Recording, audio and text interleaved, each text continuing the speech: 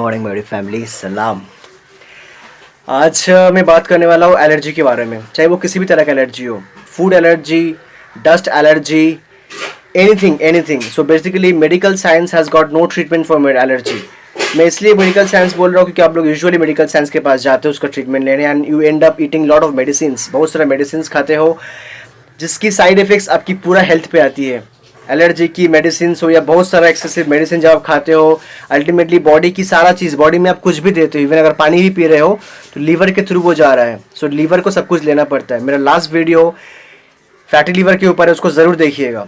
सो जब भी आप कुछ भी खाते हो लीवर को उसको टॉलरेट करना पड़ता है। And the most important thing, allergy की मेडिसिन नहीं होता है इस पूरा वर्ल्ड में। मैं आपको 2 टेस्टिमोनियल दे रहा हूँ यहाँ पे, आप उसको अच्छे से देखिए। 2 टेस्टिमोनियल दे रहा हूँ आपको, उस 2 टेस्टिमोनियल में आपको क्लियर हो जाएगा कि एलर्जी के क्योर कैसे होते हैं, क्या प्रोसेस है एलर्जी क्योर करने का। Okay, works like heaven, trust me guys, जरूर देखिएगा। ओम प्रणाम गुरुदेव।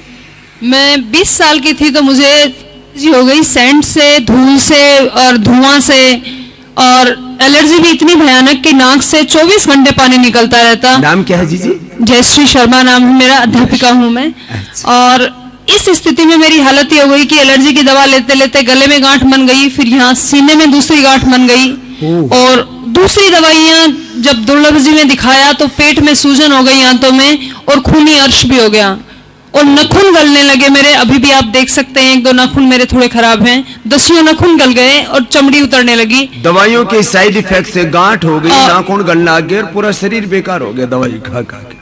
फिर क्या किया जयश्री? और मेरा भाई खुद का डॉक्टर है, तो अमेरिका में वहां भी मैंने अपने भेजे डॉक्यूमेंट्स, लेकिन मुझे कोई फायदा ही नहीं मिला। तरह तरह के पंप ले लेके मैं परेशान, और हालत यह है कि मुझे लगे मैं जीऊंगी नहीं। छोटे 2 बच्चे, 20 साल की मेरी उम्र। फिर एक दिन टीवी में देखा मैंने 2003 में आपको, और जैसे ही प्राणायाम करना मैंने शुरू किया तो लाइट थोड़ी देर के लिए आई, आपने कहा अनुलोम विलोम करो, और मुझे लगा कि शायद मैं इससे ही जी जाऊं। अनुलोम विलोम ही मुझे प्राणायाम पता चला, और मैं करती गई लगातार 2-2.5 घंटे करती रही।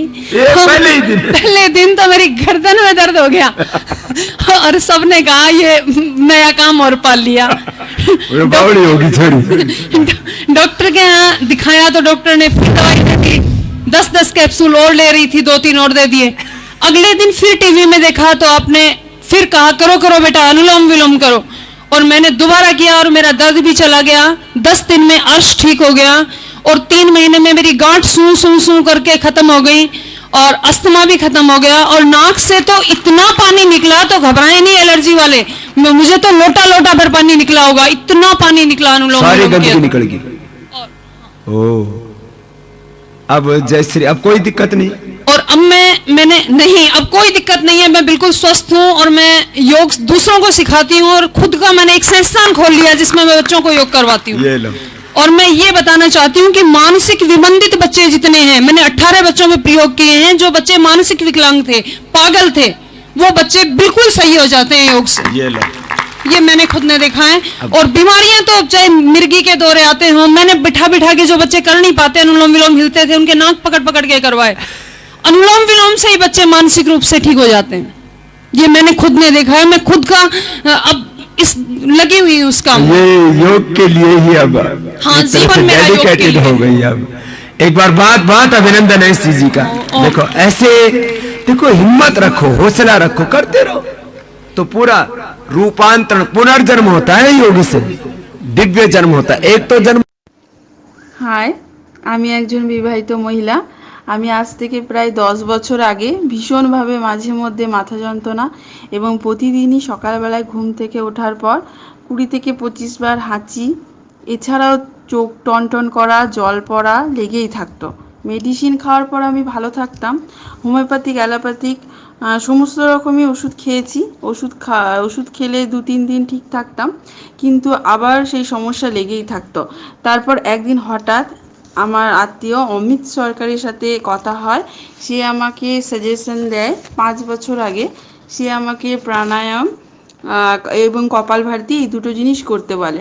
আমি ওর কথার মতন প্রাণায়াম কপালভাতি শুরু করি। তারপর একদিন 3 মাস করার পর আমি ফল পেতে শুরু করি। আজও আমি এই কাজ চালিয়ে যাচ্ছি। আজ আমার কোনো সমস্যা নেই, আমি সম্পূর্ণভাবে সুস্থ। Thank you Amit, thank you so much. তোমার জন্য আমি সম্পূর্ণ আজ সুস্থ।